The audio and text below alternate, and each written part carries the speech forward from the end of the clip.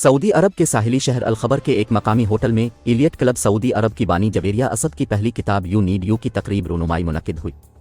جس میں پاکستانی کمیونٹی سمیت مقامی سعودی اور دیگر کمیونٹی سے مخصوص افراد نے شرکت کی۔ کتاب کی تقریب رونمائی سے مہمان اعزازی میاں اجمل جمیل نے یو نیڈ یو کتاب کو شاندار الفاظ میں خراج تحسین پیش کرتے ہوئے کہا کہ جویریہ اسد نے ہمارے معاشرے کی ان خواتین کو روشنی دکھانے کی کوشش کی جو کسی نہ کسی وجہ سے اپنے خوابوں کو پورا نہ کر سکیں۔ یہ کتاب اپنے قارئین کو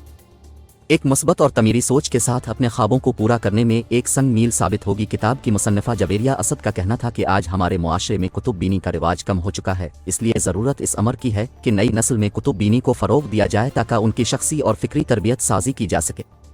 تقریب سے عبدالقادر اقبانی، شفق عمران، زینب منہاس، مدیحہ مزمل، احسن ملک، مزمل شاہ، محمد جواد، صدیہ تجمل، عائشہ طارق اور دیگر کا کہنا تھا کہ آج کل کے ڈیجیٹل زمانے میں کتب بینی کی عادت ناپید ہو چکی ہے اور یہ کتاب مطالعے کے رجحان کو تقویت بخشے گی۔